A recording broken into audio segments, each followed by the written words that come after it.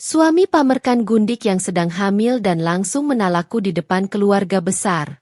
Kubalas saat itu juga dengan kubongkar anak itu bukan anaknya.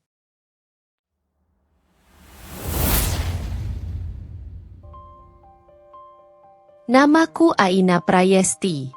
Aku lahir dan besar di sebuah kota kecil yang tenang, tempat semua orang saling mengenal, saling menyapa meski hanya sekadar mengangkat alis. Ayahku seorang pensiunan pegawai negeri, sedangkan ibuku membuka usaha kecil-kecilan di rumah, menerima pesanan kue basah.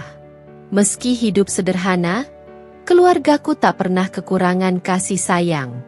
Aku tumbuh sebagai anak yang dibesarkan dengan nilai kesederhanaan, kerendahan hati, dan rasa hormat kepada orang lain. Dalam keluarga kecilku, cinta selalu hadir dalam bentuk paling sederhana. Sepiring lauk hangat, cerita sebelum tidur, atau sekadar candaan saat listrik padam. Berbeda denganku, suamiku Firas Wijaya berasal dari keluarga terpandang di ibu kota. Ayahnya mantan pejabat yang kini memiliki bisnis properti besar, sedangkan ibunya pernah menjadi sosialita aktif. Lingkungan tempat mereka tinggal dipenuhi kalangan kelas atas dengan pesta berbalut gaun mahal dan gengsi yang lebih besar dari kenyamanan. Aku bertemu Firas di sebuah pertemuan organisasi kampus, meski kami berasal dari jurusan yang berbeda. Saat itu, aku menjadi panitia acara seminar, bertugas memastikan seluruh peserta mendapatkan tempat duduk. Firas datang terlambat, dengan kemeja putih rapi dan tas selempang hitam. Matanya tajam, posturnya tegap, dan senyumnya menenangkan. Ia sempat berdiri kebingungan mencari kursi, hingga aku menghampirinya. "Mas, cari tempat duduk." "Iya, masih ada." "Masih, ikut saya." Entah kenapa, sejak obrolan sederhana itu, ia selalu mencari-cari alasan untuk berbincang lagi denganku. Ia mengaku terpikat pada kesederhanaanku. Aku terpesona pada kerendahan hatinya meski ia datang dari latar belakang keluarga yang jauh lebih mapan. Kami berpacaran selama 3 tahun. 3 tahun yang penuh perjalanan manis, tawa, kehangatan, dan mimpi. Firas bukan tipe lelaki yang pandai merangkai kata indah, tetapi ia selalu menunjukkan cintanya lewat perhatian yang membuatku tak pernah merasa kurang. Aku masih ingat ketika ia menemaniku membuat kue untuk bantu usaha ibuku meski cara kerjanya berantakan. Tepung bertabur di meja, loyang tergeletak tak rapi, tapi tawa kami memenuhi dapur. "Aku nggak cocok kerja beginian," keluhnya dengan wajah belepotan tepung. Aku tertawa. "Makanya sana kerja di kantor aja, biar cari uang buat beli loyang baru." Ia mencubit pipiku, lalu balas tertawa. Itu momen-momen sederhana yang kini tiap kuingat menimbulkan sesak di dadaku. Hubungan kami direstui orang tuaku, namun tidak begitu dengan orang tuanya. Ibunda Firas menganggapku tidak cukup pantas bagi anak tunggalnya. Katanya aku tidak cukup berkelas, keluargaku tidak sepadan, dan kehidupanku terlalu biasa. Namun, Firas berdiri membelaku. "Aina, pilihan aku yakin hidup sama dia akan buat aku bahagia," katanya tegas saat itu. Aku tidak tahu apakah tekadnya saat itu akan menjadi awal dari kebahagiaan, atau jalan panjang menuju luka. Pernikahan kami berlangsung sederhana namun hangat. Diselenggarakan di sebuah gedung kecil dekat rumah orang tuaku. Tidak ada pesta mewah dengan dekorasi megah, tapi aku ingat bagaimana ia menatapku dengan campuran kagum dan cinta saat aku melangkah di pelaminan memakai kebaya putih. "Aku janji bakal bikin kamu bahagia," bisiknya saat menyalami tangan suamiku. Kalimat itu menancap di hatiku. Saat itu, aku sungguh percaya. Kami tinggal di rumah kedua orang tua Firas sementara waktu. Rumah itu besar, begitu besar hingga langkah kaki terdengar menggema. Di balik mewahnya dinding marmer dan lampu gantung kristal, aku menemukan ruang yang terasa dingin. Meski Firas dan aku tidur di kamar paling nyaman, rasanya ada jarak tebal antara aku dan ibu mertua. Ia selalu memandangku seperti barang murah yang tidak sengaja terbeli. Dapur harus rapi. Kamu perempuannya rumah ini, lakukan tugasmu dengan benar, katanya suatu pagi tanpa menatapku. Aku hanya tersenyum, berusaha tetap hormat. Aku mengerti, Bu. Ayah mertua tak begitu banyak bicara, tetapi tatapannya juga tak pernah hangat. Suasananya membuatku sering rindu rumah. Rindu aroma kue buatan ibu, rindu obrolan ringan ayah saat menonton TV, rindu kesederhanaan yang justru terasa kaya. Namun, kehadiran Firas menjadi jangkar yang membuatku bertahan. Ia selalu berkata, "Sabar ya, nah, kita cuma tinggal sementara. Kalau tabungan cukup, kita cari rumah."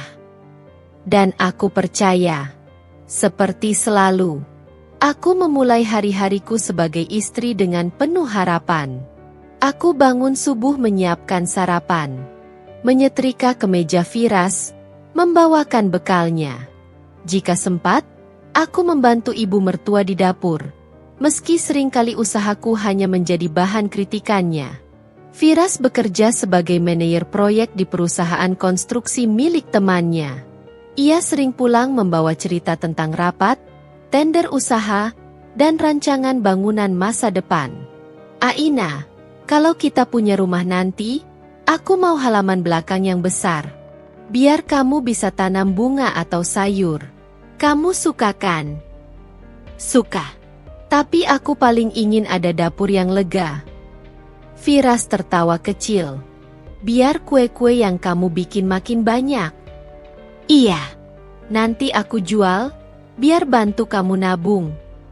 Firas tersenyum lembut. "Cukup kamu ada di samping aku. Itu udah hadiah." Saat itu aku merasa cukup. Hidup terasa penuh. Aku tidak meminta banyak. Hanya ingin hidup damai dengan seorang suami yang kucintai. Waktu berlalu, hampir 1 tahun. Aku mendapati diriku semakin menyesuaikan diri dengan rumah besar itu. Aku mulai terbiasa dengan dinginnya sikap ibu mertua. Segala komentar tajamnya terasa seperti angin dingin yang menusuk. Tapi lama-lama aku kebal. Kadang aku merasa, andai aku bisa memberikan cucu lebih cepat, mungkin sikap mereka padaku akan lebih baik. Tapi Tuhan belum mengizinkan. Meski begitu, aku tidak pernah mengeluh. Aku pernah berkata pada Firas, "Kalau suatu hari kita punya anak, aku ingin dia tumbuh di lingkungan penuh kasih. Nggak perlu mewah, tapi hangat." Ia mengangguk, memelukku dari belakang. "Kita pasti bisa wujudkan itu bersama." Aku tersenyum dalam pelukannya. Andai waktu bisa berhenti di sana, di masa ketika semuanya masih hangat dan utuh, mungkin hidupku takkan berubah sekelam sekarang. Namun hidup, seperti jalan panjang yang tak bisa ditebak, kadang memberi pemandangan indah di awal, lalu menuntun kita ke lembah gelap tanpa peringatan. Dan tanpa kusadari, hari-hari damai itu tinggal menunggu waktu untuk hancur.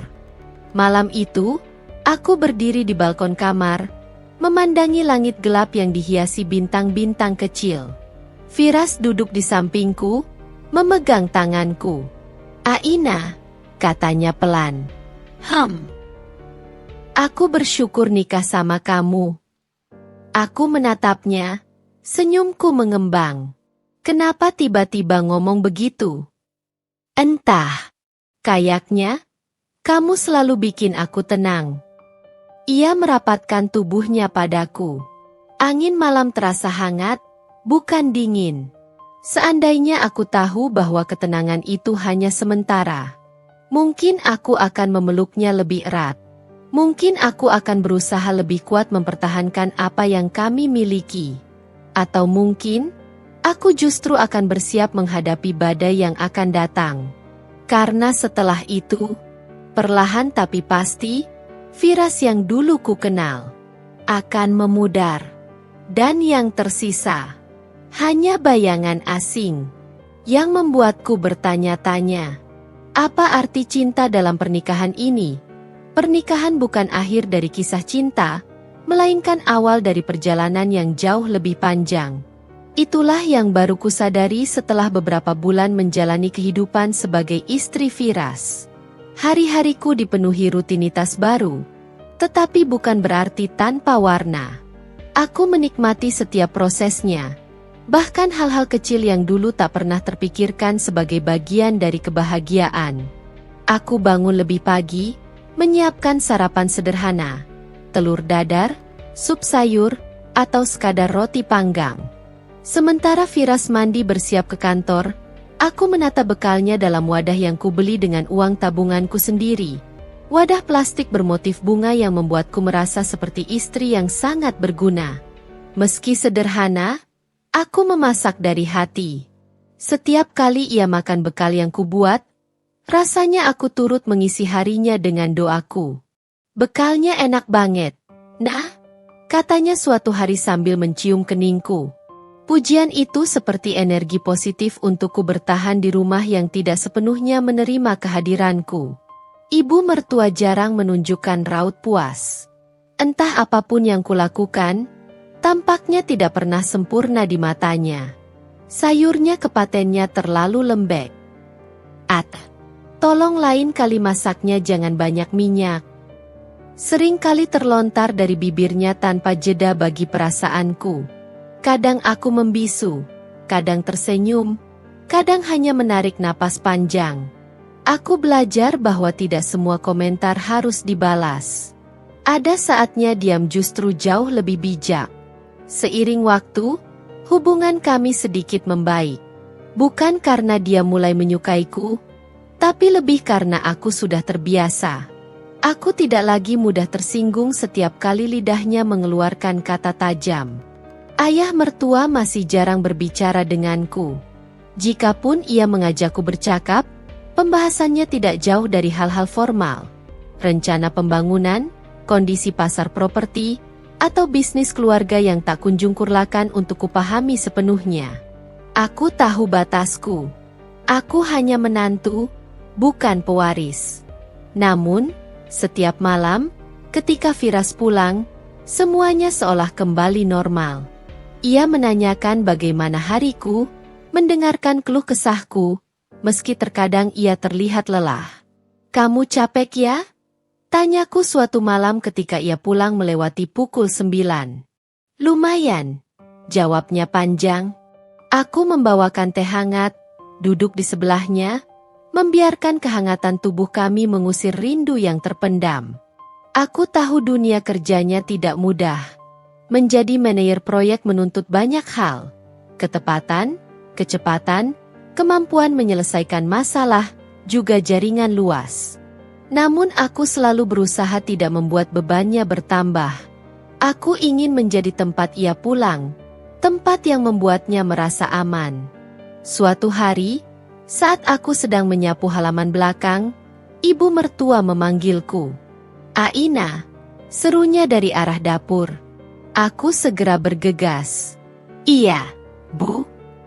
"Kamu sudah cek jadwal kontrol ke dokter kandungan?" Aku tertegun sejenak, bingung. "Kontrol apa, Bu?" Ibu mertua menatapku lama, dengan tatapan yang membuat tengkukku dingin. "Kamu sudah hampir setahun menikah, kan?" "Sudah, Bu." "Lalu mana hasilnya?" "Hasil apa, Bu?" "Anak, Aina. Kamu tahu, keluarga ini butuh penerus. Kamu sudah coba apa saja?" Pertanyaannya membuatku gugup. Aku menelan ludah, menundukkan kepala. "Aku dan Firas, belum program khusus, Bu. Tapi kami berusaha." "Berusaha bagaimana?" "Setahun bukan waktu yang sebentar." Nada suaranya menusuk. Seakan semua kesalahan ada padaku. Seakan aku satu-satunya alasan cucu itu belum hadir di dunia. Aku mencoba menjaga suara agar tetap lembut. "Maaf, Bu. Saya akan coba periksa. Mungkin perlu waktu." Ibu mertua berdengus. "Jangan cuma menunggu waktu. Kamu harus aktif. Kamu pikir tinggal di sini cuma makan dan tidur? Kamu itu istri anak saya, bukan tamu. Kalimat itu menusuk telingaku lebih keras dari biasanya. Bukan karena kata-katanya kasar, tapi karena fakta bahwa ia tak pernah memandangku sebagai bagian dari keluarga. Seolah aku tak lebih dari benda yang bisa disalahkan kapanpun ia mau. Hari itu, aku menyadari bahwa waktu berjalan menggerus kesabaranku. Tapi cinta membuatku bertahan. Yang penting Firas, pikirku. Selama ia berdiri di sisiku, aku bisa menghadapi apapun. Malam harinya, aku memberanikan diri membicarakan hal itu dengan Firas. Mas, ibu nanyain soal anak lagi. Kataku pelan. Firas sedang melepas dasinya, lalu menatapku dengan mata lelah. Aku tahu. Ibu juga ngomong sama aku. Aku duduk di sampingnya, menunggu. Aku bilang ke ibu, anak itu rezeki, gak bisa dipaksa. Jawabannya membuat dadaku hangat. Mas nggak keberatan? Ia menggeleng, lalu mengusap pipiku lembut. Kita masih muda. Nah, santai aja. Kalau waktunya nanti, pasti dikasih. Aku tersenyum, memeluknya pelan. Kamu yakin? Yakin. Kalimat sederhana itu membuatku kuat. Aku pikir, selama kami saling menguatkan, tidak ada yang perlu dikhawatirkan. Aku tahu ia mencintaiku. Aku juga berusaha sebaik mungkin menjadi istri untuknya. Hari-hari berikutnya, aku mencoba lebih serius menjalani program hamil. Aku rajin minum vitamin, cek masa subur, bahkan mencoba resep tradisional dari ibuku.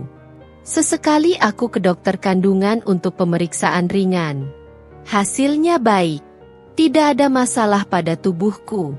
Ketika Firas menemaniku kontrol, kami saling tersenyum canggung melihat pasangan muda lain yang tengah memeriksa kehamilan. Aku nggak sabar suatu hari kita di posisi mereka, kataku pelan. Firas menggenggam tanganku. Akan ada waktunya. Aku menyimpan kalimat itu dalam-dalam. Sebagai penguat.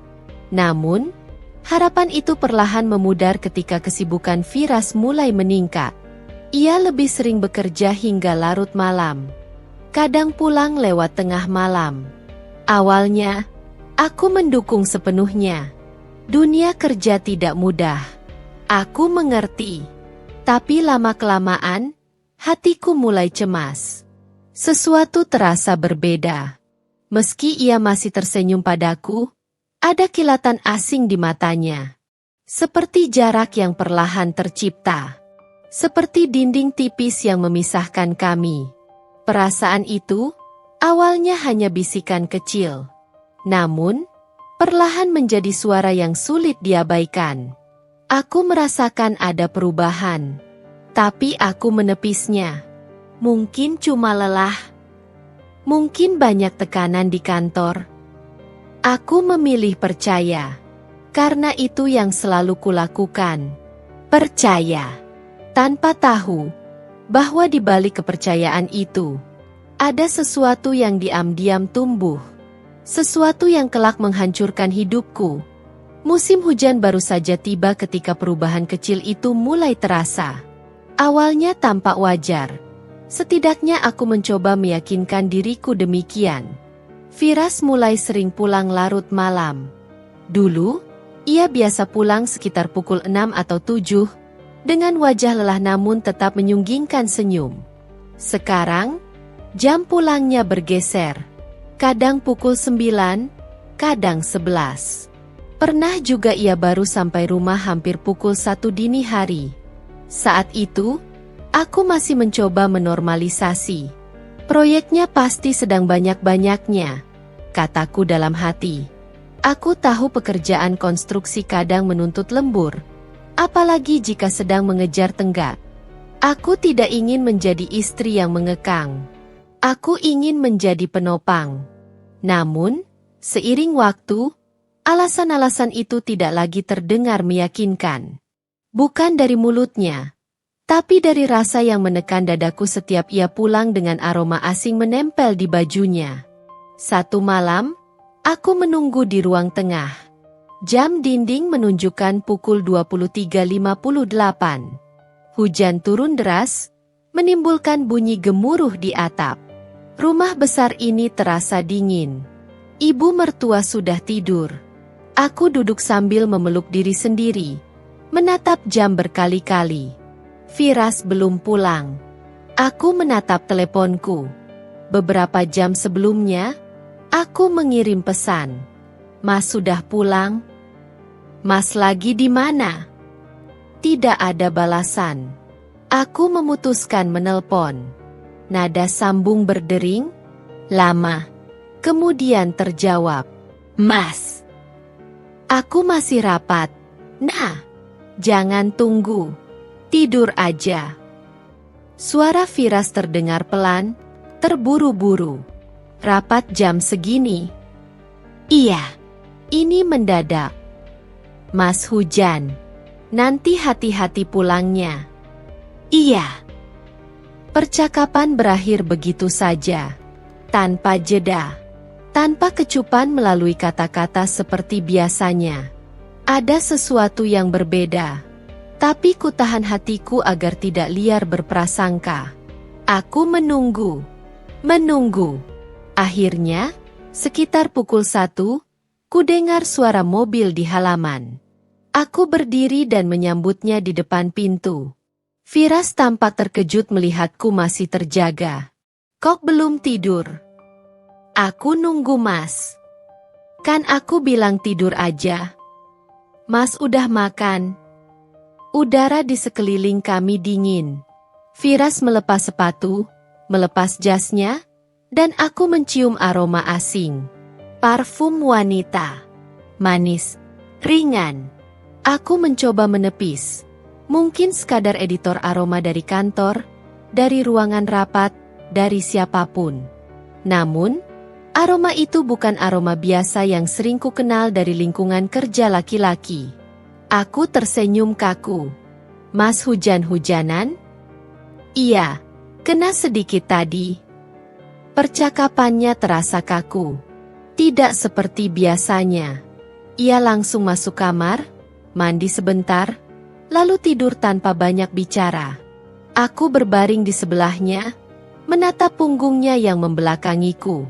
Ada perasaan aneh di sana. Seperti ada jarak yang tak terlihat.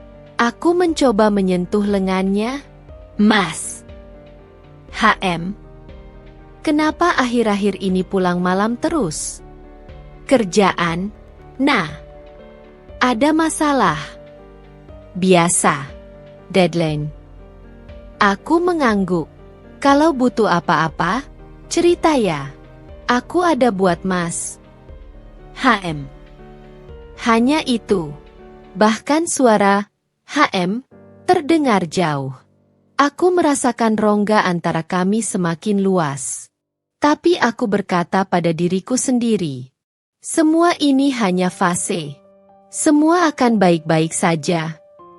Beberapa minggu berikutnya, sikap Fira semakin tak dapat ku mengerti. Ia mulai sering membawa pulang laptop dan bekerja di kamar. Ku dengar suara notifikasi pesan. Sering.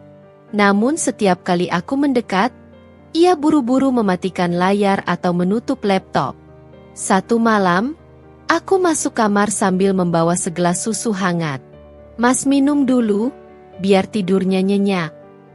Namun saat aku mendekat, ku tangkap sekilas nama, Hesti, di layar laptopnya sebelum akhirnya ia menutupnya cepat.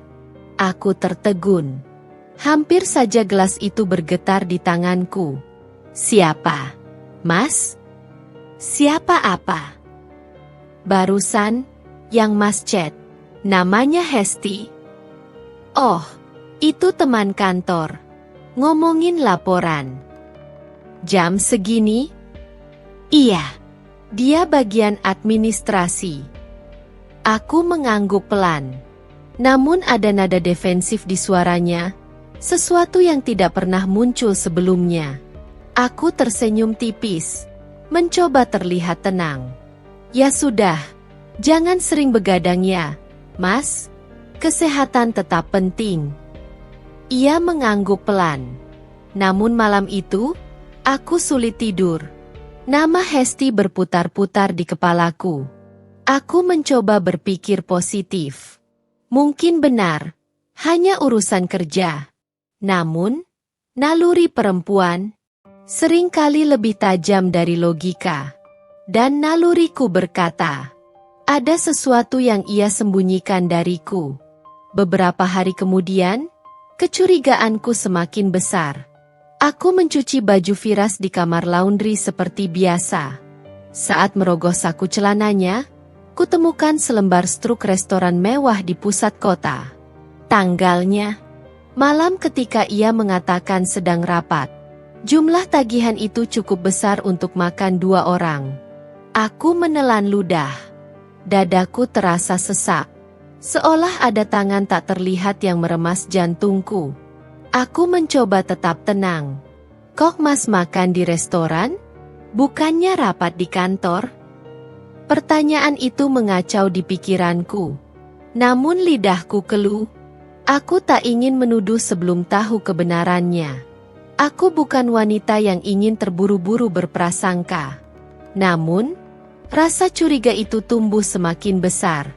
Begitu besar hingga menyesakkan. Aku menyimpan struk itu di laci meja rias. Barangkali suatu hari aku butuh bukti. Barangkali suatu hari aku perlu bertanya. Untuk saat ini, aku memilih diam. Diam, karena aku takut pada jawaban yang mungkin keluar.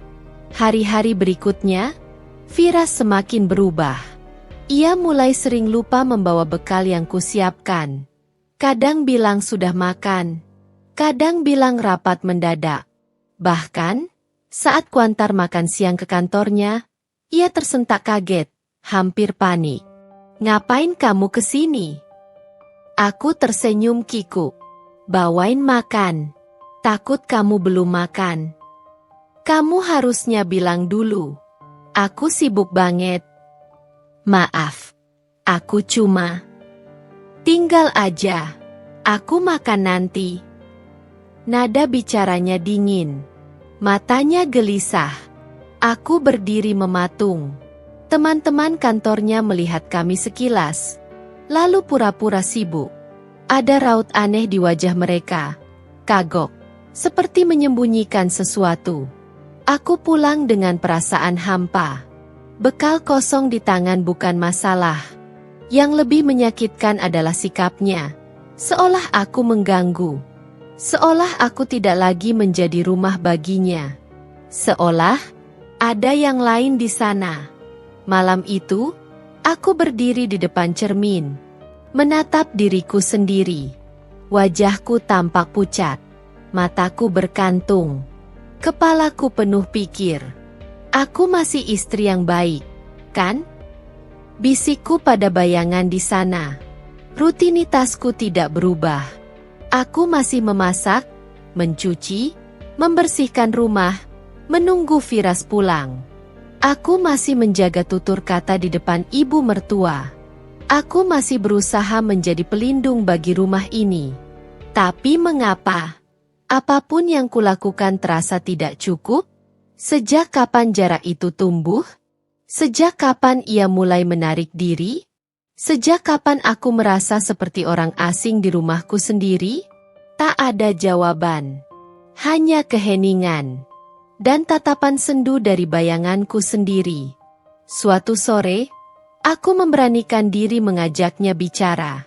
Kami duduk di ruang keluarga. Saat hujan turun pelan di luar. Mas. HM. Aku merasa, beberapa waktu ini Mas beda. Beda bagaimana? Mas sering pulang malam. Mas sering sibuk. Jadi susah diajak bicara. Ia terdiam sejenak, menatapku singkat.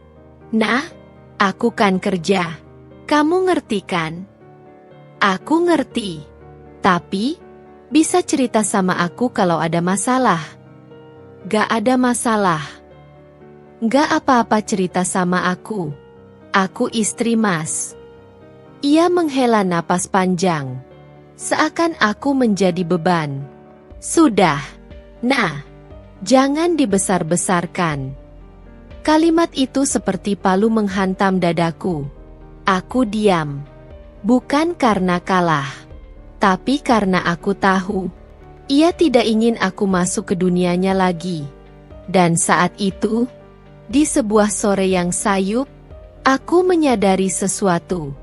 Hubungan kami sedang berjalan menuju arah yang tidak kukenal. Aku memandang keluar jendela. Hujan deras. Suara gemericiknya seolah menutup ruang untuk bicara. Dan di dalam diriku, ada rasa takut yang tumbuh perlahan. Rasa takut yang tak ingin kuakui. Bahwa Firas mungkin sedang menyimpan rahasia yang kelak akan mengubah seluruh hidupku. Aku tak pernah membayangkan bahwa rumah yang dulu kubangun bersama Firas dengan penuh cinta, kini justru menjadi tempat di mana aku merasa paling terasing. Rumah itu tetap sama. Bangunan 2 lantai dengan cat putih bersih, pagar besi yang kokoh, taman kecil dengan aroma bunga melati. Namun semuanya terasa asing, seolah bukan lagi milikku. Pagi itu aku bangun dengan kepala berat setelah semalam tak bisa tidur karena memikirkan nada abu-abu yang terselip di percakapan kami. Firas tampak baik, tetapi ada jarak yang sulit kujelaskan. Seolah ia menatapku, tetapi pikirannya tak berada di ruangan yang sama. Aku pergi ke dapur, menyiapkan sarapan.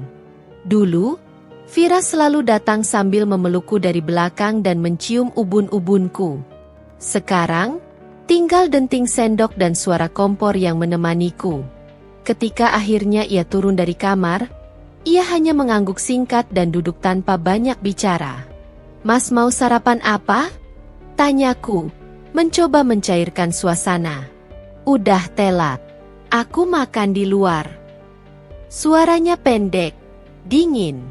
Seketika, ruang dapur yang hangat terasa seperti ruangan kosong yang tak bernyawa. Piring dan gelas yang sudah kususun rapi seolah mengejekku. "Luar? Sama siapa?" tanyaku hati-hati. "Sama teman kantor." Jawaban itu cepat. Terlalu cepat. Aku tak membalas, hanya memerhatikan setiap gerak tubuhnya. Firas tak menatapku. Ia hanya memeriksa ponselnya, tersenyum tipis pada sesuatu yang tak kuketahui. Seakan suara yang keluar dariku hanya angin lalu. Ia berdiri, merapikan jas, lalu bergegas pergi tanpa menoleh. "Mas." Pintu sudah tertutup. Sepeninggalnya, aku duduk termenung, memandang sarapan yang tak tersentuh. Perasaan itu kembali datang, sesak. Kupaksa diriku membersihkan meja, mencuci piring, menyiram tanaman di halaman. Setiap pekerjaan kulakukan tanpa hati, hanya untuk membuat otak tetap sibuk. Tapi lamunanku terus melayang pada wajah Firas tadi pagi. Handphoneku bergetar. Satu pesan masuk dari nomor tak dikenal. "Mbak Aina, hati-hati sama Mas Firas." Aku tertegun. Belum sempat kubalas, pesan kedua masuk. Dia sering datang ke apartemen wilayah Cendana. Sama perempuan. Tanganku melemah. Jantungku berdetak cepat. Kubaca berulang-ulang, berharap aku salah membaca. Siapa ini? Siapa yang mengirim pesan? Aku mengetik balasan. "Anda siapa?" Tak ada jawaban. Pesan itu menempel di pikiranku sepanjang hari. Aku mencoba menyangkal. Bisa saja itu orang iseng. Bisa saja salah kirim. Bisa saja hanya rumor. Aku ingin mempercayai Firas. Ingin. Tapi instingku berkata lain. Sore harinya, Firas pulang lebih awal. Wajahnya terlihat lelah. Namun berbeda dengan biasanya. Ia seperti memikirkan sesuatu yang berat. Aku coba menyambutnya dengan senyum. Tapi senyum itu hambar. "Mas capek." Ia hanya mengangguk singkat. Aku menyiapkan teh hangat. Biasanya ia langsung menyeruput sambil bercerita tentang harinya. Kali ini ia hanya menatap cangkir itu, lalu berkata, "Aku mau istirahat." Tak menunggu jawabanku, Firas berjalan naik ke kamar. Aku memperhatikannya dari kejauhan. Gerakannya cepat, seolah ingin menjauh dariku secepat mungkin. Tak berapa lama, aku naik ke atas. Pintu kamar tertutup rapat, tapi aku mendengar suara samar, suara telepon. Aku tak berniat menguping. Tapi ketika ku dengar nada Firas berubah lembut, berbeda jauh dari sikapnya terhadapku, tubuhku membeku. "Udah makan belum? Jangan keluar ya. Atau aku yang kesana." "Tunggu sebentar lagi." Dadaku tercekat. Telingaku berdengung. Suaranya begitu hangat. Sehangat dulu ia berbicara denganku. Aku mundur beberapa langkah. Tak sanggup mendengar lebih jauh. Aku kembali ke bawah, duduk di sofa, mencoba bernapas pelan. Aku tahu bukan wanita sembarang yang ia ajak bicara. Ada seseorang di luar sana yang kini mendapatkan perhatian dan kasih sayang yang pernah jadi milikku. Siapa? Sejak kapan? Kenapa? Pertanyaan itu berputar-putar di kepalaku. Beberapa menit kemudian, Firas turun kembali, seakan tak terjadi apa-apa. "Aku keluar sebentar," katanya sambil meraih kunci mobil. "Kapan pulangnya?" tanyaku. "Nggak tahu." Tanpa menunggu balasan, ia pergi. Pintu kembali tertutup, dan aku kembali sendirian. Malam itu aku mencoba menenangkan diri. Kubiarkan lampu ruang tengah tetap menyala, berjaga kalau Firas pulang. Tapi jam dinding terus berdetak, dan kursi di seberangku tetap kosong. Pukul 11. 12. Teleponku tak berbunyi. Saat aku hendak naik ke kamar, suara mobil berhenti di depan rumah. Aku berdiri di balik tirai, mengintip pelan. Firas turun. Wajahnya terlihat tenang, bahkan sedikit puas. Ia membuka pintu rumah tanpa rasa bersalah, berjalan melewatiku begitu saja. "Mas dari mana?" Suaraku pelan. "Urusan kantor," jawabnya singkat, tanpa menoleh. Aku diam. Ada bau parfum samar menempel di bajunya, bukan milikku. Hatiku mencelos. Aku ingin marah, ingin bertanya keras-keras. Tetapi tubuhku kaku. Aku hanya bisa menatap punggungnya menghilang di tangga. Malam itu aku tidak tidur. Aku duduk memeluk kaki di atas tempat tidur, menatap langit-langit yang gelap. Ada sesuatu yang pecah dalam diriku. Sejak kapan ia berubah? Benarkah firasatku selama ini bukan ilusi? Siapa perempuan itu? Dan mengapa? Aku merasa jawabannya adalah sesuatu yang jauh lebih buruk daripada sekadar perselingkuhan biasa. Aku belum tahu. Belum. Namun aku bisa merasakan, perlahan, ada badai besar yang mendekat. Badai yang akan mengubah hidupku selamanya. Dan ketika waktunya tiba, mungkin tidak ada hal yang bisa diselamatkan lagi. Keesokan paginya, aku bangun dengan kepala berat dan mata yang terasa perih. Aku tahu semalam aku tidak benar-benar tidur. Rasanya seperti hanya memejamkan mata sambil menunggu mentari datang. Berharap cahayanya mampu menghangatkan sisa-sisa hatiku yang remuk. Namun ketika pagi muncul, segalanya tetap sama. Dingin, sepi, dan penuh pertanyaan. Firas sudah berangkat bekerja saat aku turun ke ruang makan. Ia meninggalkan meja tanpa sepiring sarapan pun tersentuh. Namun kali ini aku tak terkejut. Aku mulai terbiasa pada ketidakhadirannya sekalipun ia ada di rumah. Aku menghela napas panjang, lalu menyiapkan segelas teh hangat untuk diriku sendiri. Saat hendak merapikan meja, suara getar dari ponselku membuatku tersentak. Aku meraihnya, Berharap itu pesan dari seseorang yang bisa mengalihkan pikiranku. Ternyata sebuah pesan dari nomor yang sama kemarin. Kalau mau lihat kebenaran, datang ke apartemen Cendana. Unit 1807. Tanganku langsung membeku. Benarkah ini yang kuperkirakan? Aku menatap layar ponsel tanpa berkedip. Dadaku serasa diseret ke dalam jurang yang gelap. Sebagian diriku ingin menghapus pesan itu dan berpura-pura tidak tahu apa-apa. Tapi ada suara lain di dalam hatiku, keras, berdesak-desakan, yang mendorongku untuk mencari kebenaran. Sampai kapan aku akan membiarkan ketidakpastian ini membunuhku perlahan? Aku menelan ludah. Lalu, ku balas singkat. Siapa Anda? Hening. Tak ada balasan. Aku menunggu. 1 menit. 3 menit. 5 menit. Tak ada kabar lain. Aku mendorong napas panjang, mencoba tetap tenang. Namun perasaan gelisah itu semakin besar, hingga akhirnya aku membuat keputusan yang mungkin merupakan awal dari badai itu sendiri. Aku akan pergi ke apartemen itu. Ku persiapkan diri seadanya. Ku masukkan ponsel, dompet, dan kunci mobil ke tas kecil.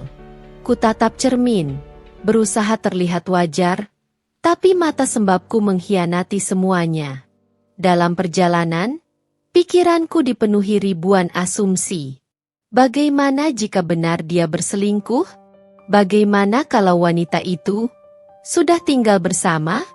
Bagaimana kalau... Aku menggigit bibir, menghentikan pikiranku yang makin liar. Jalan menuju apartemen Cendana tidak jauh. Hanya sekitar 20 menit dari rumah. Tapi setiap detik terasa begitu lama. Seperti waktu sengaja melambat untuk menyiksaku. Saat memasuki area apartemen, aku mendongak. Bangunannya megah, menjulang tinggi. Dulu aku dan Vira sempat melewati tempat ini, dan aku pernah berkata bahwa apartemen itu indah. Kala itu, ia hanya tersenyum samar. Apa mungkin ia sudah mengenal tempat ini lebih dulu? Aku melangkah masuk ke lobi. Petugas keamanan menatapku sekilas sebelum bertanya. Mau kemana, Bu? Unit 1807. Sayamu. Petugas itu menatapku ragu sejenak. Sebelum akhirnya mengizinkan. Aku masuk ke lift dengan lutut hampir gemetar. Angka-angka di layar lift berjalan pelan. 13, 14, 15, 16, 17, 18. Ting! Pintu terbuka. Lorong lantai 18 sunyi. Aku berjalan pelan, menghitung nomor unit. 1803, 1805, 1807. Aku berhenti. Jantungku berdegup keras, sampai rasanya akan pecah. Tanganku terulur, namun tak berani mengetuk. Aku berdiri mematung beberapa detik, sebelum akhirnya ku beranikan diri untuk mengetuk pelan. Toh, toh, toh. Diam. Tak ada jawaban. Belum sempat ku getarkan sekali lagi, suara tawa samar terdengar dari dalam. Tawa perempuan.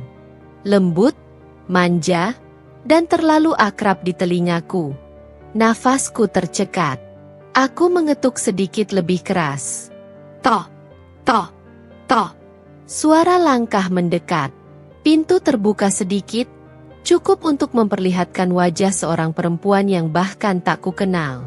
Rambutnya panjang terawat, kulitnya halus, dan senyumnya manis. Tapi bukan senyum yang tulus. Lebih seperti senyum kemenangan. Aku belum sempat bicara ketika ia mendahuluiku. Aina? Tanyanya seolah sudah mengenalku. Aku mengerutkan kening. Ya, kamu siapa? Ia membuka pintu lebih lebar. Tanpa ragu, ia memamerkan perutnya yang terlihat membesar. Jelas sedang hamil. Aku Hesti, katanya, tersenyum sinis. Masuk. Aku tak bergerak. Mataku terpaku pada perutnya. Darahku berdesir dingin. Aku nggak datang buat. Kalau kamu datang buat Firas, dia baru aja pergi. Tapi kamu bisa tunggu di dalam kalau mau. Nada bicaranya santai, seolah kami sudah saling mengenal. Dadaku menegang. Firas, di sini tadi. Hesti mengangguk. Tiap hari. Sekujur tubuhku bergetar.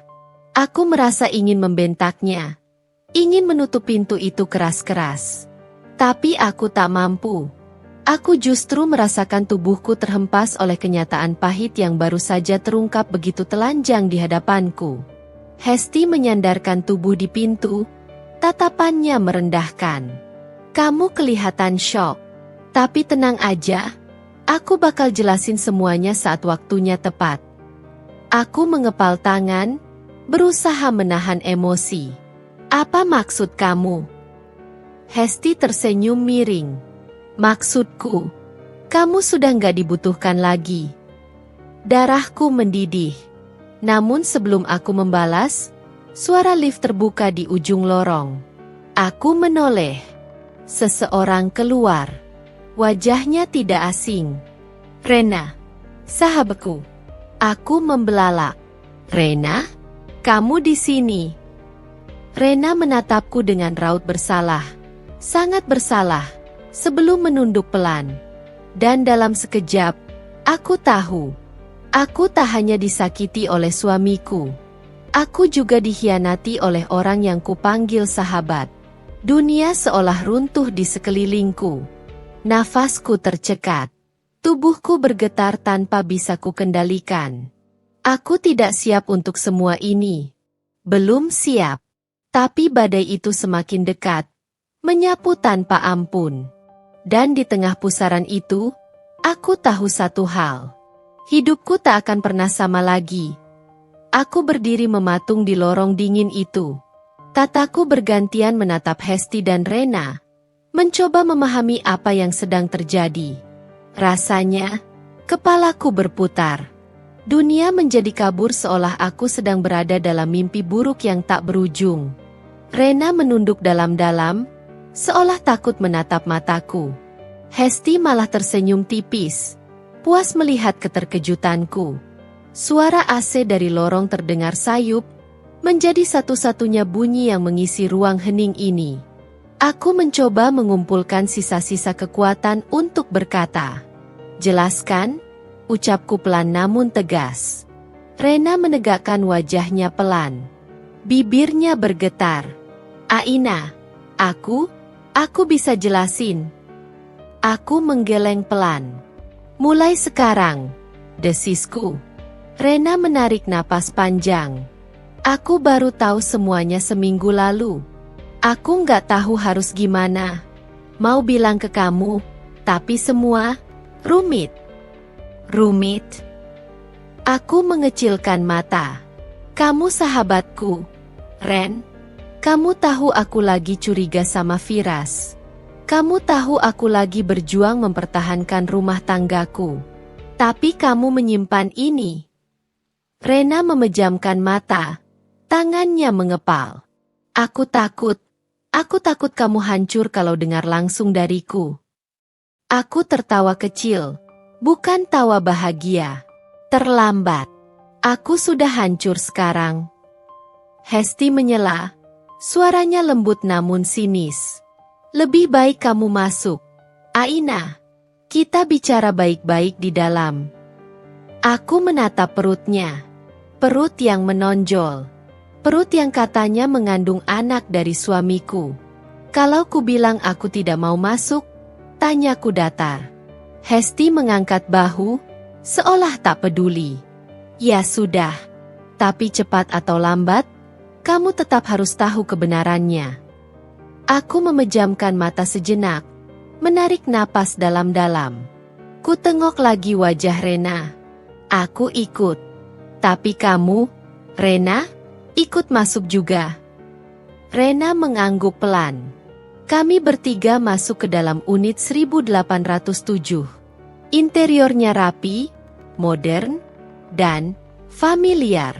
Karpet abu-abu, sofa krem, lukisan abstrak di dinding. Semua tampak seperti tempat yang biasa dikunjungi seseorang yang kukenal. Aroma parfum lembut menyambutku. Aroma yang tadi menempel di baju Firas. Perutku terasa melilit. Hesti duduk di sofa sambil memegangi perutnya. Rena duduk di sampingku, namun menjaga jarak seolah merasa tak pantas berada dekat denganku. Aku menatap Hesti lurus-lurus. Bicara. Kenapa kamu menghubungi aku? Hesti tersenyum. Karena aku capek bermain sembunyi-sembunyi. Cepat atau lambat, hubungan kami akan terbuka juga. Hubungan? Keningku berkerut. Sejak kapan? Hesti menyandarkan tubuh. Matanya menatapku tanpa rasa bersalah. Sekitar 6 bulan yang lalu. Aku mengerjap. 6 bulan. 6 bulan di mana aku mengira semuanya baik-baik saja. Aku bertemu Firas di sebuah proyek. Dari pertama ketemu, dia perhatian banget. Baik. Dosa. Lama-lama, ya, kami dekat. Aku mengepalkan tangan. Dia suami orang. Hesti mendecak kecil. Kalau dia bahagia, apa salahnya? Urat di pelipisku menegang. Apa kamu tidak punya hati? Hesti hanya tersenyum kecil. Dia memilih aku, bukan kamu. Kata-katanya menusuk seperti belati. Rena menatapku dengan wajah penuh penyesalan. Aina, aku tahu ini salah. Aku tahu kamu sakit banget. Tapi kamu harus dengar semuanya sampai habis. Aku menarik napas tersendat. Lanjut. Hesti menatapku tajam. Aku hamil. Dan anak ini, anak Firas. Apa kamu yakin? Nada suaraku bergetar, tapi tetap berusaha tegar. Aku nggak mungkin bohong soal hal sepenting ini. Ia menepuk perutnya. Firas yang suruh aku simpan anak ini. Dia bilang dia bakal tanggung jawab. Termasuk, menalakan kamu. Dingin. Dadaku seperti diremas tangan besi. Dan kamu percaya begitu saja? Hesti mengangguk. Aku percaya. Karena dia sendiri bilang kalau dia sudah tidak mencintaimu. Aku tersenyum pahit. Begitu mudahnya seseorang menghancurkan sesuatu yang kubangun selama bertahun-tahun. Apa Firas yang suruh kamu menghubungiku? Hesti menggeleng pelan. Enggak. Justru aku yang nelpon kamu. Aku enggak mau berlama-lama sembunyi. Aku ingin semuanya jelas.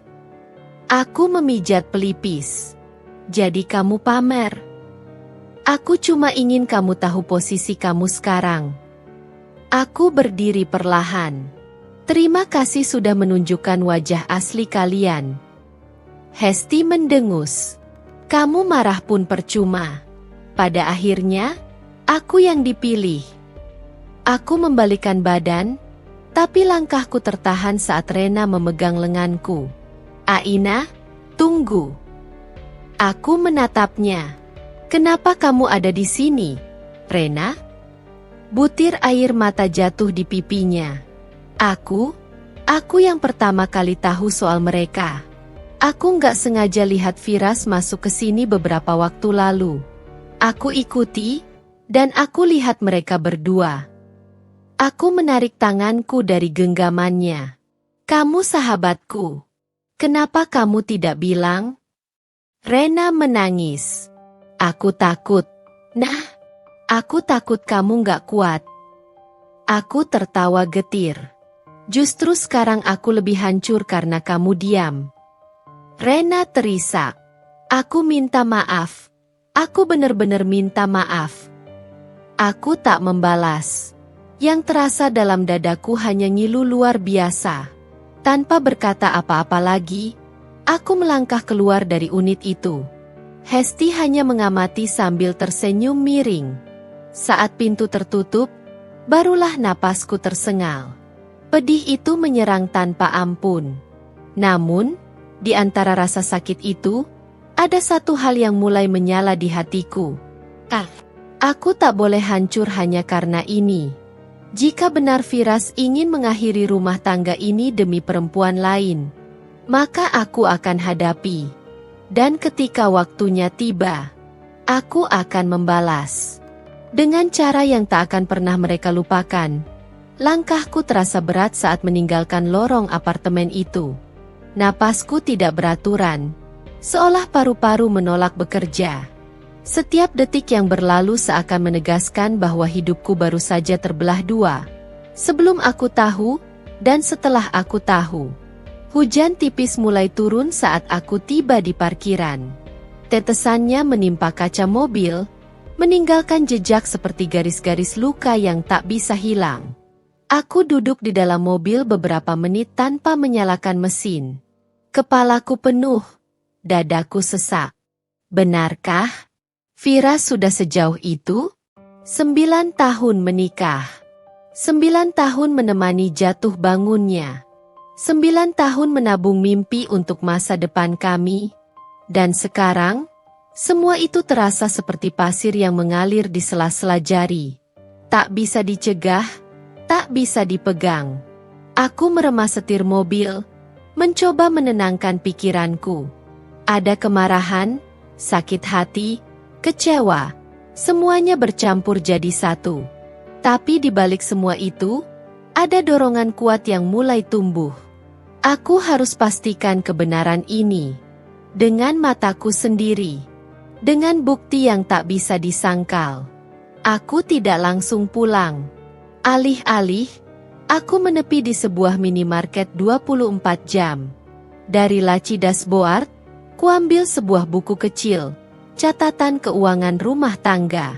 Aku membukanya lembar demi lembar, mencari sesuatu yang mungkin luput selama ini.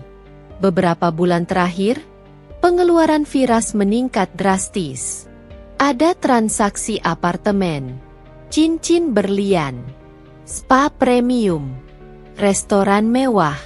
Semua itu tidak pernah dibawa ke rumah. Aku tidak ikut menikmati. Lantas, untuk siapa? Dadaku terasa semakin sesak. Kubuka aplikasi e-banking di ponselku. Kucari riwayat transaksi belakangan ini. Banyak catatan pengeluaran yang tidak pernah kusetujui, tapi dicatat atas nama rekening bersama. Ada transfer bulanan ke rekening asing. Nominalnya besar. Rutin. Aku mengetik nomor rekening itu di catatan ponsel. Besok aku akan mencari tahu pemiliknya. Meski sakit, aku tetap harus waras. Aku tak akan melangkah tanpa bukti yang jelas. Saat sedang menelusuri catatan itu, ponselku bergetar. Notifikasi masuk. Sebuah pesan. Dari nomor yang sama seperti sebelumnya. Kamu belum lihat semuanya. Jantungku berdetak keras. Aku membalas cepat. Siapa kamu? Apa maumu? Beberapa detik berlalu sebelum balasan masuk. Aku orang yang peduli pada kamu. Buka email MU. Aku tercengang. Tidak ada nama, tidak ada penjelasan.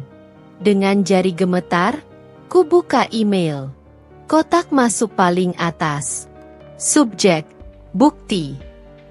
Aku menahan napas lalu membukanya. Mataku membesar.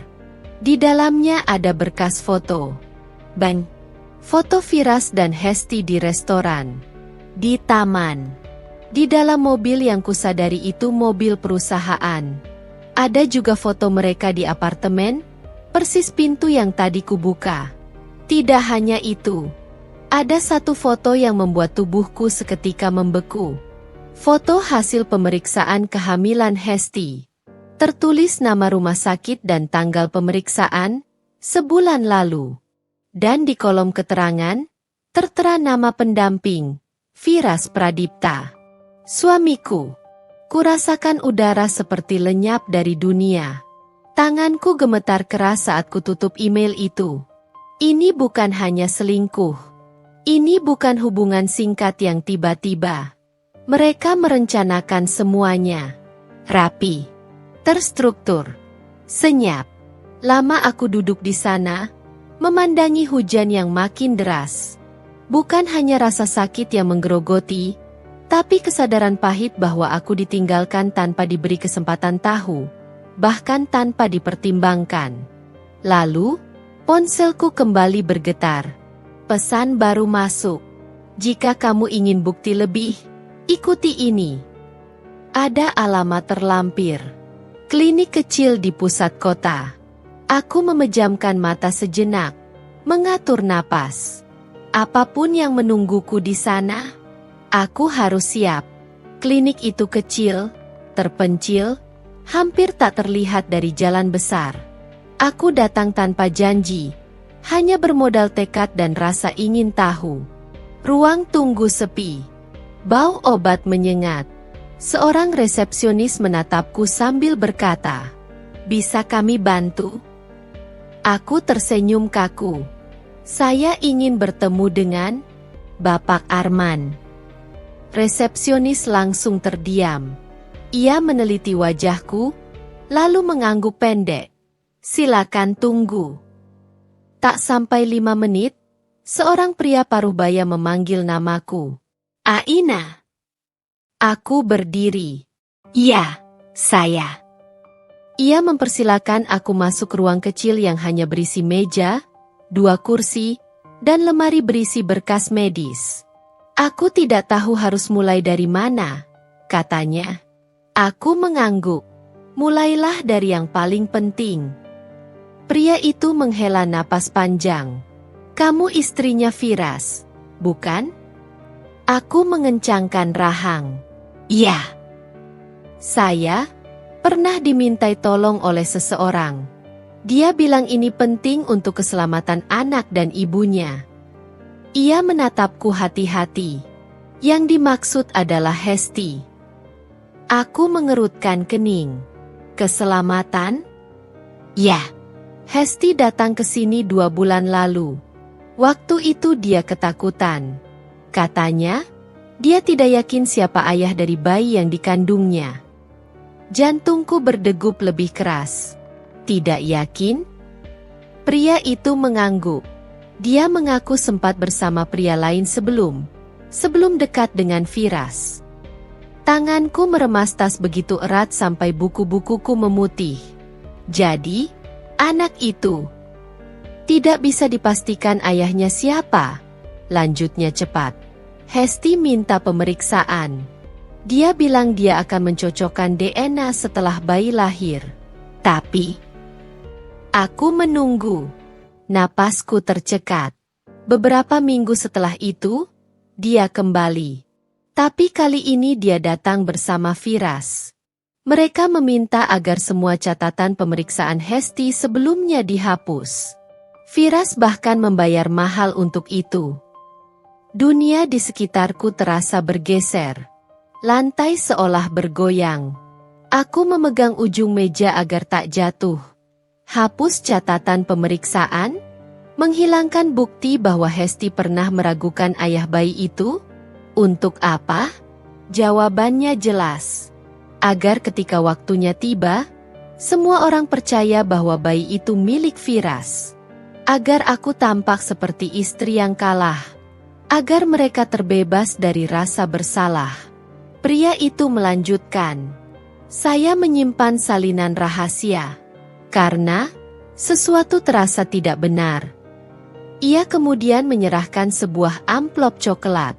"Aku rasa kamu membutuhkannya." Aku meraih amplop itu dengan tangan bergetar. "Terima kasih." Bisikku hampir tak terdengar. Saat keluar dari klinik, langit sudah gelap. Bukan hanya karena mendung, tapi juga karena amarah, kecewa, dan pengkhianatan yang menumpuk di dadaku. Aku masuk ke mobil dan membuka amplop itu. Di dalamnya ada salinan hasil pemeriksaan awal milik Hesti. Tertulis jelas, tidak dapat dipastikan ayah biologis janin. Perlu pemeriksaan DNA lanjut. Dan nama pria lain yang diduga berhubungan dengannya. Danu Prakoso. Aku menutup mulutku agar tak berteriak. Danu? Nama yang tak pernah ku dengar. Jadi, mereka membangun kebohongan bersama. Mereka menyembunyikan kebenaran agar aku terlihat tidak berguna. Namun kini, kebenaran itu ada di tanganku. Aku menatap keluar jendela. Hujan akhirnya berhenti. Tapi perang di dalam hidupku baru saja dimulai. Aku menyalakan mobil. Suara mesin menyala halus, kontras dengan gemuruh api dalam dadaku. Jika Firas pikir aku akan menangis dan menyerah, dia salah. Aku akan kembali. Aku akan berdiri di hadapannya. Dan saat hari itu tiba, aku akan menuntut semuanya. Tanpa sisa, sepekan sebelum acara besar keluarga Firas, rumah terasa semakin dingin. Bukan karena cuaca, tetapi karena sikap Firas yang makin menjauh. Bahkan sekadar berbicara padaku ia lakukan dengan nada datar dan pendek. Senyum yang dulu membuatku jatuh hati kini menghilang tanpa jejak. Di dapur, aku sibuk menyiapkan suguhan untuk keluarga besar yang akan berkumpul. Bukan karena aku diminta, melainkan karena kebiasaan selama ini, aku ingin tetap menjalankan peranku sebagai istri. Meski luka di dada menganga, aku mencoba bertahan. Jangan repot, nah, ucapku pada diri sendiri sambil memotong buah. Sesekali aku berhenti untuk mengatur napas. Beberapa hari ini tubuhku cepat lelah.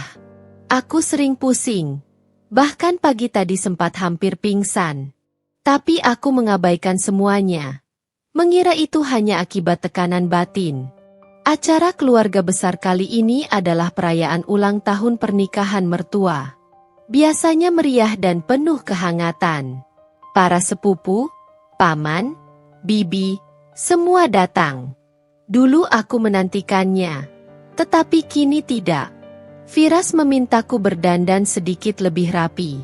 Katanya agar tidak memalukan keluarga. Permintaan itu melukai perasaanku. Seolah aku adalah noda yang harus ditutup dengan lapisan tipis. Kupakai gamis sederhana berwarna biru muda. Tak banyak perhiasan. Hanya cincin pernikahan yang terus kutahan untuk tidak dilepas. Tamu mulai berdatangan. Rumah besar itu semakin ramai. Tawa terdengar di segala sudut. Aku menyapa mereka satu persatu, dengan senyum yang kupaksakan. Ainaa, makin cantik kamu. Itu suara Bibi Rin. Ia seringkali baik padaku. Kamu juga makin muda, Bi. Aku tersenyum. Ia menepuk tanganku lembut, seolah tahu nestapa yang kusembunyikan. Kuat ya, nak, aku dengar sedikit-sedikit. Kalimatnya membuatku tercekat. Aku hanya menatapnya samar. Sebelum berlalu, jam makan malam tiba. Semua berkumpul di aula kecil di dalam rumah. Panjang meja makan terisi penuh. Hidangan berjejer rapi. Aku duduk di samping Firas, yang sedari tadi sibuk memainkan ponselnya. Sesekali kulirik ponselnya. Nama yang paling sering muncul di layar, Hesti. Jantungku menusuk. Tanganku meremas meja secara diam-diam. Sebelum acara dimulai, Mama mertua berdiri dan mulai memberikan sambutan. Terima kasih sudah datang, keluarga semua. Hari ini hari yang spesial bagi kami. Kami harap semuanya sehat dan bahagia selalu. Orang-orang bertepuk tangan. Aku mencoba ikut tersenyum. Sampai kemudian, pintu utama terbuka. Suara sepatu berhak tinggi terdengar mendekat. Semua mata menoleh. Aku menoleh paling akhir, dan tubuhku seketika membeku. Hesti. Wanita yang menghancurkan rumah tanggaku. Ia berjalan masuk tanpa ragu sedikit pun. Pakainya rapih dan mahal. Lengannya digandeng oleh tanganku gemetar. Nafasku tertahan. Namun bukan itu yang membuat semua berdesah terkejut. Perut Hesti membuncit. Seorang perempuan mengandung. Dan itu bukan aku. Bisik-bisik mulai terdengar. Pandangan tajam menancap pada diriku. Sebagian kecil iba. Sebagian besar menghakimi. Aku tidak mengerti. Kenapa ia membawa perempuan itu di acara keluarga sebesar ini? Kenapa ia membiarkan itu terjadi di depan mataku? Hatiku serasa diremas. Hesti tersenyum manis padaku. Manipulatif. Menusuk. Permisi semuanya, ucap Firas lantang. Inilah Hesti, wanita yang sedang mengandung anakku. Dunia seakan berhenti. Aku tidak bisa bernapas. Seorang bibi menutup mulutnya sambil menatapku penuh simpati. Sepupu-sepupu berbisik, jelas terdengar oleh telingaku. Kasihan Aina. Udah gitu dipamer-pamerin. Gila, nggak punya malu. Firas melanjutkan, suaranya kuat seolah bangga. Aku membawa Hesti karena aku ingin jujur pada keluarga. Aku akan menikahinya. Semua terkejut. Aku menahan air mata mati-matian. Mama mertua berdiri dengan ekspresi campur aduk. Firas, kamu ini apa? Kamu sudah punya istri. Hesti menunduk seolah polos. Saya hanya ingin kejelasan, Bu. Kata-katanya merobekku. Aku berdiri. Sampai kapan kalian mempermainkan aku? Suara lirihku memecahkan suasana. Semua tertegun. Firas menatapku datar. Mungkin ini saatnya kamu tahu yang sebenarnya. Hesti meraih tangan Firas, memandangi perutnya sendiri. Anak ini, anaknya. Aku menatap Firas. Mengapa kau lakukan ini di depan keluarga? Firas menegakkan dada. Karena aku akan menceraikanmu malam ini. Seketika ruangan berputar. Aku merasa seperti jatuh ke jurang hitam. Suara-suara terdengar jauh. Tatapan orang-orang terasa menusuk kulitku seperti duri. Aku mundur setapak, tak mampu berdiri tegak. Kursi di belakangku kutahan agar tidak jatuh. Firas melanjutkan. Aku sudah lihat hasil tes Hesti. Anak ini darah dagingku. Bisikan-bisikan kembali pecah. Beberapa menatapku iba. Sebagian lainnya menilai seolah aku perempuan gagal. Kukumpulkan sisa-sisa keberanian. Aku masih istrimu. Dan kau membawa perempuan lain ke depan keluargamu untuk mempermalukanku. Firas menatapku dingin. Kalau itu yang harus dilakukan untuk menyelesaikan semuanya, maka iya. Hesti menunduk. Pura-pura sedih. Maaf, Kak Aina, aku nggak bermaksud. Aku tertawa kecil. Sedikit miris. Kalau tidak bermaksud, kau tidak akan berdiri di sini. Hesti terdiam, sesaat, lalu memeluk lengan Firas erat. Aku menatap keluarga satu persatu. Wajah-wajah bingung. Tak sedikit yang kasihan. Tapi tidak ada yang benar-benar membelaku. Mama mertua memegang tanganku. Aina, sabar. Aku tersenyum getir. Sudah terlalu sering aku dituntut sabar, Bu. Firas berdeham, memotong semuanya. Cukup. Aku tidak mau perdebatan panjang. Aku ingin ini selesai. Ia menatap mataku tajam. Aina, aku talak kamu. Suasana hening. Senyap. Aku gemetar. Kata itu menghantam dadaku seperti palu besar. Hesti menutup mulut pura-pura terkejut. Lalu menatapku, seakan menang. Air mataku jatuh. Tapi aku langsung menghapusnya.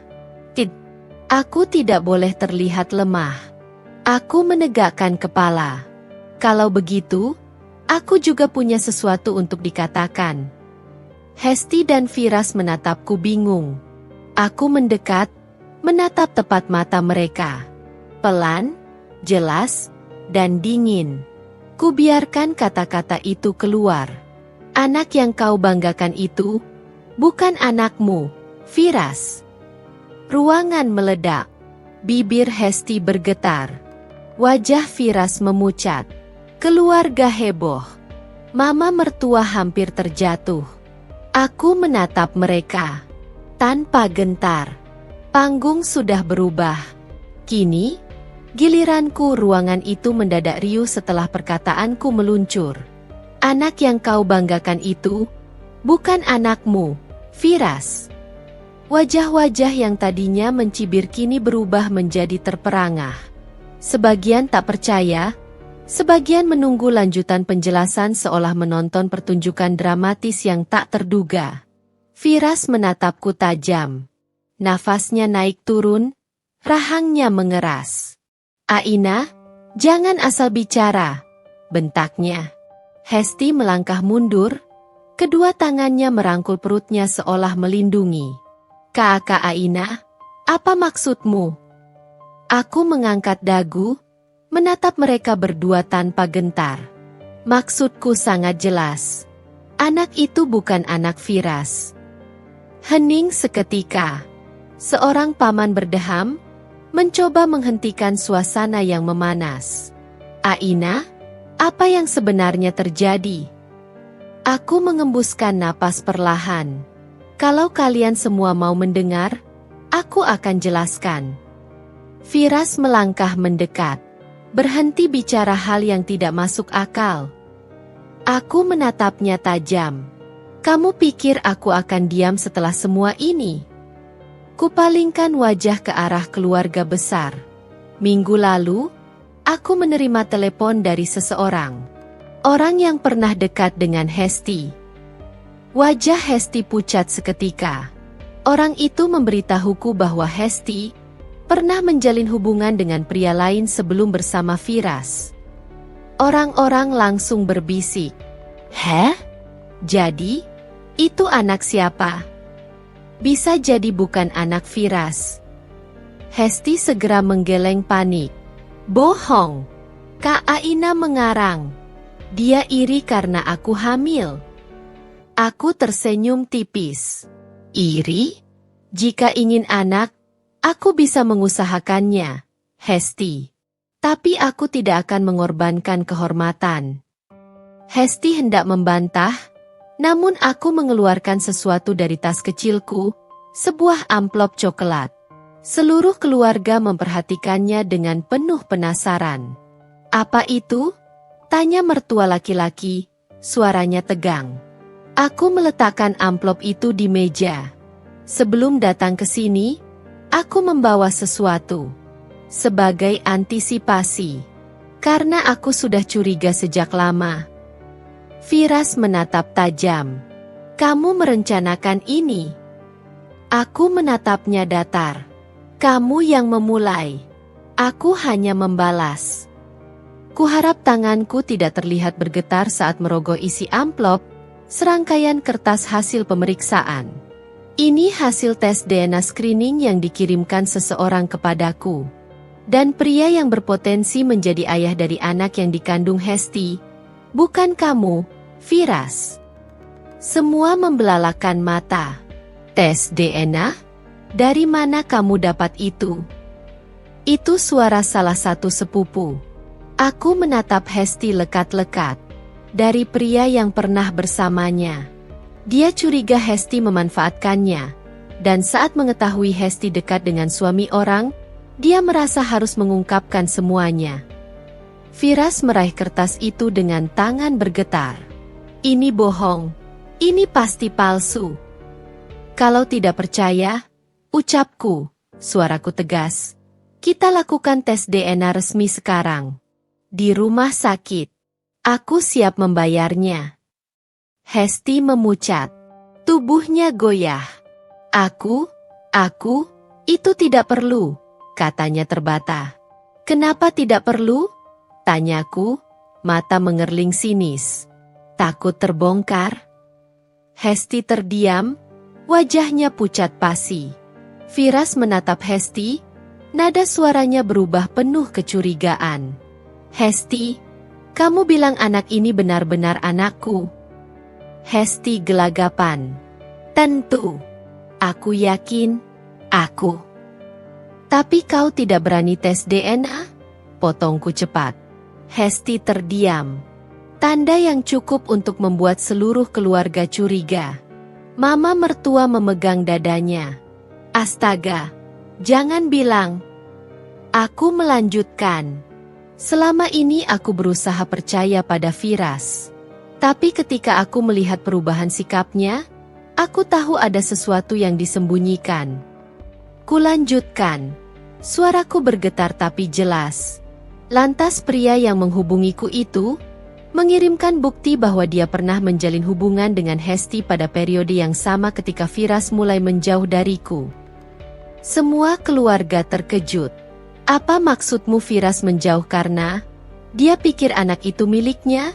Tanya seorang tante. Aku mengangguk. Tepat sekali.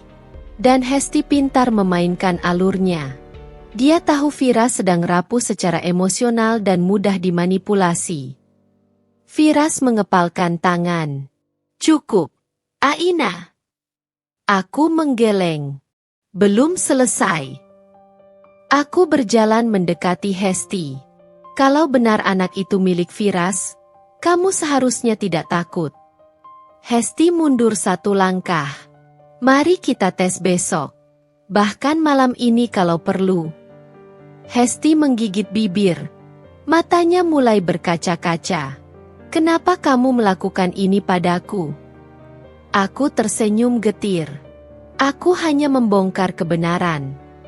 Firas mencoba menopang Hesti, namun wajahnya jelas menunjukkan keraguan. Kepercayaan yang awalnya penuh, kini tergores parah.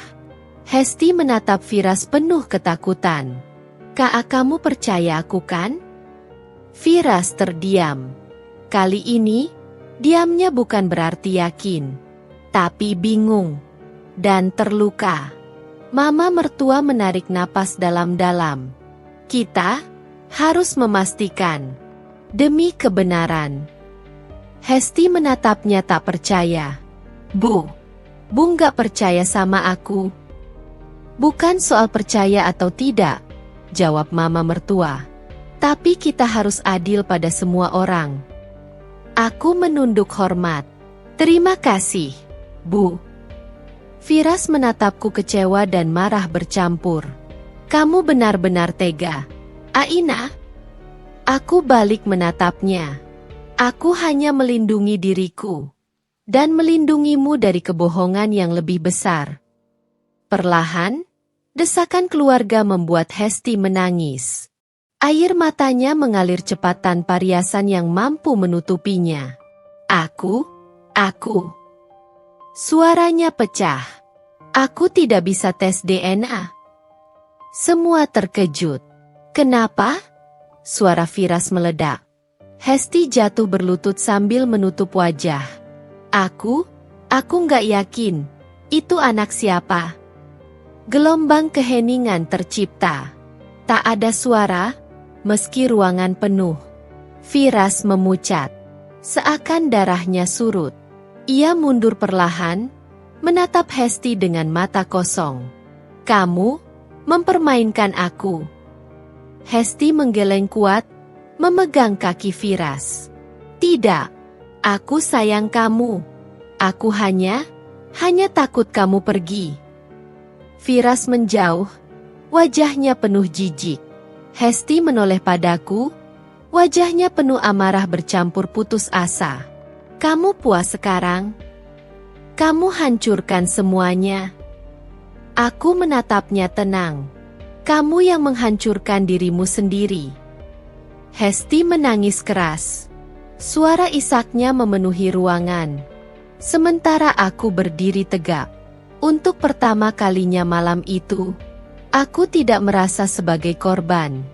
Aku adalah perempuan yang akhirnya memilih membela diri. Tangis Hesti belum juga mereda. Ia masih berlutut di lantai. Tubuhnya bergetar hebat. Tetapi tak satu pun dari keluarga besar yang bergerak untuk membelanya. Semua terperangkap dalam keterkejutan dan rasa tidak percaya. Firas berdiri mematung. Wajahnya kosong, seolah seluruh fondasi hidupnya runtuh dalam hitungan detik. "Aku sudah mengorbankan segalanya," katanya lirih. "Untuk kamu, Hesti." Hesti meraih ujung celananya, memohon. "Aku takut. Aku tidak tahu apa yang harus kulakukan. Aku pikir, kalau aku bilang ini anakmu, kamu akan tetap di sisiku." Firas menatap Hesti dengan mata merah. "Jadi, kamu tipu aku?" Hesti menangis semakin keras. Aku tidak punya pilihan." Aku menarik napas panjang. Dadaku terasa sesak melihat adegan itu, tapi aku tahu aku harus tetap berdiri tegak. Aku juga manusia. Aku pernah mencintai Firas, pernah menghabiskan momen indah bersamanya. Namun saat ini, aku jauh dari perasaan sentimental. Aku sudah terlalu hancur. Mama mertua menutup wajahnya. "Ya Allah, keluarga kita tercoreng." Namun suaranya bukan hanya sedih. Ada rasa bersalah di sana. Ia sadar rumah ini pernah membiarkan aku disakiti tanpa ada yang membela. Aku berjalan perlahan, mengambil kembali amplop di meja. Kutarik kata-kataku. "Kita tidak perlu tes DNA jika dia sendiri sudah mengaku ragu." Semua terdiam. Ucapan itu bagai paku terakhir untuk memaku bangkai kebohongan yang selama ini disembunyikan. Firas tiba-tiba mendongak, menatapku. Matanya berkaca-kaca. "Kenapa kamu lakukan ini?" Aku menatapnya balik. "Tenang. Kau bertanya seolah aku orang yang memulai." Aku menggeleng pelan. "Aku hanya menolak menjadi korban selamanya." Firas menatapku lama. Tatapan yang dulu bisa membuatku luluh kini tak berarti apa-apa. "Aina." Nadanya melemah. Aku salah." Aku mengangkat alis. "Salah menghancurkanku? Salah memamerkan gundikmu? Salah menalak aku di depan keluarga besar? Yang mana?" Ia terhuyung seolah tertampar. Beberapa anggota keluarga mulai gelisah. Suasana sudah terlalu panas. "Lebih baik dibicarakan secara tertutup," ujar seorang paman. Namun mama mertua justru berdiri. "Tidak. Hari ini, semua harus jelas." Hesti menatapnya terkejut. Bu mau apa?" Mama mertua menatap tajam. Suaranya bergetar namun tegas. "Kau sudah membuat kekacauan. Kau tipu anakku. Kau rusak rumah tangga Aina dan Firas." Ia menatapku. "Dan kami dulu membiarkanmu terluka." Aku menunduk. "Terima kasih, Bu." Mama mertua menggeleng. Matanya berkaca. "Kami yang harusnya meminta maaf." Aku terpaku sejenak. Aku tidak menduga kata-kata itu keluar dari mulutnya. Selama ini, aku hanya menerima kesunyian sebagai jawaban. Firas menatapku, penuh emosi bertumpuk. Kalau aku batal menalakmu, kalau aku ingin memperbaiki semuanya, bisakah?" Jantungku berdegup. Semua orang menatapku, menunggu jawabanku. Aku mengingat semua luka. Malam-malam aku menangis sendirian. Tatapan merendahkan. Kata-kata yang menusuk. Sikapnya yang membela perempuan lain. Apakah aku ingin kembali pada lelaki yang menghancurkanku? Aku menatap Firas lama. "Kau menalak aku di depan semua orang. Kau pilih dia, bukan aku." Firas buru-buru berkata, Itu karena aku tertipu." Aku menahan senyum pahit. "Kau memilih percaya pada perempuan yang baru kau kenal, daripada istrimu sendiri." Firas terdiam. Aku melanjutkan pelan, Namun suaraku tegas. Kau bahkan tidak mencari tahu kebenaran. Tidak berusaha mendengar penjelasanku. Tidak peduli padaku. Mataku menajam. Kau pikir hanya dengan menyesal semuanya selesai? Firas tertegun. Mulutnya terbuka. Namun tak ada kata keluar. Aina. Ia mencoba meraih tanganku. Tapi aku mundur. Jangan sentuh aku. Suara itu keluar lebih dingin dari perkiraanku. Tapi itu yang kurasakan. Hesti masih menangis di lantai. Wajahnya berantakan, makeup luntur, rambut acak berai. Firas, maafkan aku. Tangisnya semakin menyayat. Firas menutup wajahnya dengan kedua tangan. Ia tampak roboh, seolah beban besar menghantamnya sekaligus. Aku menatap keluarga besar. Aku bisa membaca pandangan mereka. Banyak yang menyesal telah melihatku sebagai pihak lemah selama ini. Sebagian mencoba menyalahkan Firas. Sebagian hanya terpaku. Aku menarik napas sambil merapikan kerudungku. Kalian semua sudah menyaksikan apa yang terjadi malam ini. Kalian menyaksikan bagaimana aku dipermalukan. Lalu bagaimana kebohongan terungkap. Aku menghela napas. Mulai hari ini, aku tidak ingin lagi berada di tengah situasi yang merusak jiwaku. Mama mertua panik. Aina, jangan pergi dulu. Aku tersenyum lemah. Aku butuh waktu, Bu, untuk diriku sendiri. Aku menatap Firas. Kau ingin mempertahankan? Kau ingin aku kembali? Terlambat. Firas tampak hancur. Aina, tolong, beri aku kesempatan. Aku akan bertanggung jawab. Aku menggeleng. Bertanggung jawablah atas perbuatanmu, bukan padaku. Tapi pada anak yang kau harap milikmu namun nyatanya palsu.